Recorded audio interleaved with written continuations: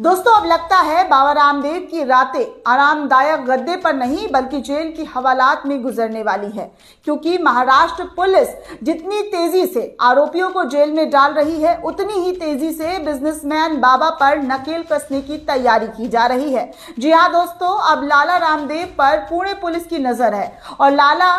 लाला के चेले की महाराष्ट्र पुलिस ने लगता है खातिरदारी करने की पूरी प्लानिंग शुरू कर दी है, क्योंकि महाराष्ट्र पुलिस जिस सक्रियता के साथ काम कर रही है वो हमने आपको दिखाया है कि कैसे महाराष्ट्र पुलिस हर एक आरोपी को जेल की सलाखों के पीछे डालने की पूरी प्रक्रिया के साथ काम कर रही है, चाहे वो कालीचरण हो या फिर बुल्लीबाई ऐप। अब इस लिस्ट में बाबा रामदेव आ गए हैं। जी हाँ दोस्तों, वही लाला रामदेव जो बिजनेसमैन है, जो अरबों खरबों के मालिक है, पतंजलि ग्रुप के मालिक हैं और जिनके पास बहुत पैसा है, और वो लोगों को कैसे बरगलाते हैं, कैसे उनके बयान सामने आते हैं, ये भी आप अच्छी तरीके से जानते हैं। लेकिन अब महाराष्ट्र पुलिस बाबा रामदेव पर नकेल कसना शुरू कर चुकी है। पुणे जिले की एक स्थानीय अदालत ने पुलिस से योग गुरु बाबा रामदेव और आचार्य बालकृष्णन के खिलाफ दर्ज एक शिकायत के संबंध में जांच करने और उसकी रिपोर्ट जल्द पेश करने को कहा है। शिकायत में आरोप लगाया गया है कि लाला रामदेव झूठे दावे किए थे।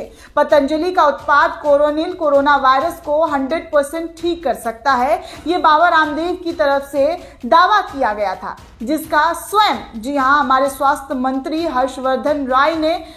इनको प्रमोट किया था, प्रचार प्रसार किया था। इनके साथ मंच साझा करते हुए कोरोनिल की दवाइयों को लेकर उन्होंने कहा था कि ये 100% कोरोना वायरस, जो कोरोना के संक्रमित लोग होते हैं, उनको ठीक कर देता है। तो कोरोनिल का खूब प्रचार प्रसार हुआ था, लेकिन इस पर शिकायत दर्ज की गई है महाराष्ट्र में। ये शिकायत एडवोकेट मदन करहे ने जुलाई 2020 में जुन्नार में मुख्य न्यायिक मजिस्ट्रेट प्रथम श्रेणी की अदालत में दायर की थी। न्यायिक मजिस्ट्रेट प्रथम श्रेणी पीवी सबकाल ने अपने आदेश में जुन्नार थाने को इस मामले में 7 फरवरी तक पूछताछ रिपोर्ट दाखिल करने को कहा है, और ये भी कहा है कि बाबा रामदेव और उसके चेले को कोर्ट में पेश किया जाए। न्यायाधीश ने अपने आदेश में कहा है कि रिकॉर्ड से ऐसा प्रतीत होता है कि आरोपी इस अदालत के अधिकार क्षेत्र से बाहर एक जगह पर रह रहे हैं, इसलिए उनके खिलाफ प्रक्रिया के मुद्दे को स्थगित करना और अपराध की प्रकृति को देखते हुए संबंधित पुलिस को निर्देश देना आवश्यक है कि पुलिस स्टेशन ये जांच करे कि मामले में आगे बढ़ने के लिए पर्याप्त आधार है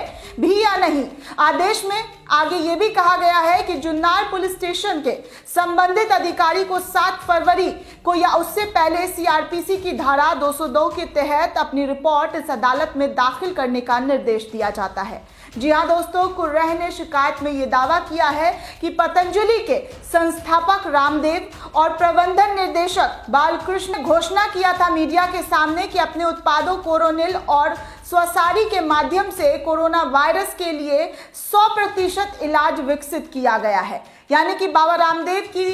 की ओर आरोप लगाया जा रहा है कि बाबा रामदेव ने कोरोनिल को लेकर कहा था कि ये 100% लोगों को लाभदायक पहुंचाएगा और कोरोना बीमारी से निजात देगा। जो कोरोना संक्रमण लोगों की बॉडी में है वो कोरोनिल खाने से खत्म हो जाएगा। इस मामले को लेकर एक एडवोकेट जो है जी हाँ पुणे के, वो जिला न्यायालय पहुंच चुके हैं। न्यायाधीश ने आदेश में कहा है कि रिकॉर्ड से ऐसा प्रतीत होता है कि आरोप इस अदालत के अधिकार क्षेत्र से बाहर एक जगह पर रह रहे हैं, इसलिए कथित आरोपी के खिलाफ प्रक्रिया के मुद्दे को स्थगित करना और अपराध की प्रकृति को देखते हुए संबंधित पुलिस को निर्देश देना आवश्यक है। पुलिस स्टेशन ये जांच करे कि मामले में आगे बढ़ने के लिए पर्याप्त आधार है भी या नहीं है, क्योंकि जिस तरह की चीजें, जिस तरह के आरोप बाबा रामदेव पर लगाए जा रहे हैं, उस पर पुख्ता सबूत होना जरूरी है, तब हम बाबा रामदेव पर शिकंजा कसेंगे। आदेश में आगे ये भी कहा गया है कि जुन्नार पुलिस स्टेशन के संबंधित अधिकारी को 7 फरवरी को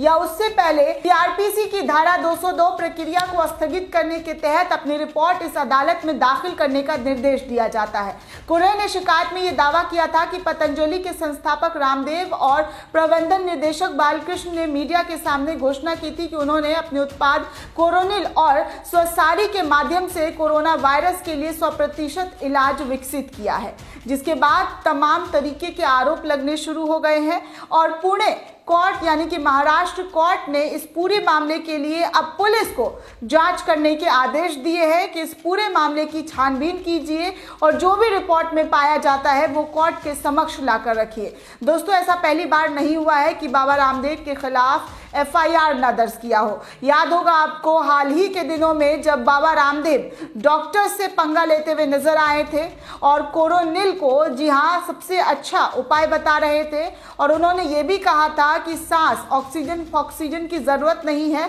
सांस इंसान के अंदर होता है, इसलिए ये जो लोग हैं ये फर्जी में अस्पताल जा रहे हैं और फर्जी में ऑक्सीजन लगवा रहे हैं। जिसके बाद मामला तूल पकड़ता हुआ नजर आया था और डॉक्टरों के अपमान को लेकर डॉक्टरों ने बाबा रामदेव के खिलाफ मोर्चा खोल लिया था। यही नहीं, बाबा रामदेव ने पहले तो ये कहा कि वो वैक्सीनेशन के जरिए उनको वैक्सीनेशन सही नहीं लगता है, वैक्सीनेशन से कुछ नहीं होता, कोरोना का इलाज वो स्वयं करना जानते हैं। जिसके बाद उनकी फजीहत हुई और दुनिया भर में उनके खिलाफ एफआईआर करने की मांग की गई थी। जिसके बाद बाबा रामदेव ने ये ऐलान किया कि वो भी अब वैक्सीनेट करवाएंगे खुद को और वैक्सीन लगाएंगे। लेकिन आज तक जितनी जानकारी हमें प्राप्त है उसके अनुसार अगर हम बात करें तो बाबा रामदेव ने आज तक कोई भी वैक्सीनेशन नहीं लगवाई है। जी हाँ दोस्तों, बिल्कुल आप सही सुन रहे हैं, क्योंकि बाबा रामदेव को लेकर ये कहा जा रहा है कि बाबा रामदेव ने अब तक कोरोना की जो महामारी है जिससे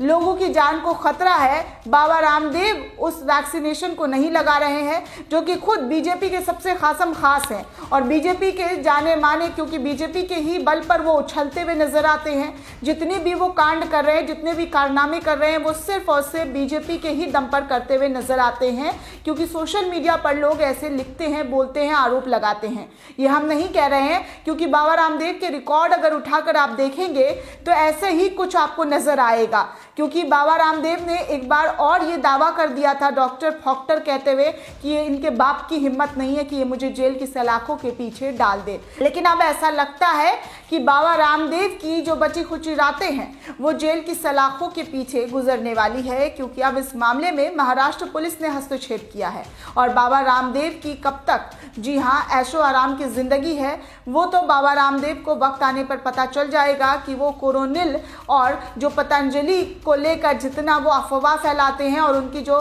दवाई और जो प्रोडक्ट्स है उसको लेकर जो सोशल मीडिया पर रिएक्शंस आते हैं वो एक दूसरे से बिल्कुल अलग हैं। लेकिन अब इस मामले में पुलिस और वकील दोनों ही हस्तक्षेप कर बैठे हैं, क्योंकि पुलिस के सामने जो कोर्ट में ये तहरीर लिखी गई है कि बाबा रामदेव का कोरोनिल एक नंबर का बकवास है, इससे किसी रोग यानी कि कोरोना रोग ठीक नहीं होता है, ये सिर्फ झूठ और फर्जी खबरें लोगों को फैलाते हैं, लोगों को बताते हैं, सिर्फ पैसा ऐंठने का ये अपना एक धंधा बना कर रखे हैं। दोस्तों, इस पूरे मामले को लेकर, बाबा रामदेव की कोरोनिल को लेकर आप क्या सोचते हैं, आपकी क्या राय है, आपकी क्या टिप्पणी है, हमें कमेंट सेक्शन में ज़रूर बताइए।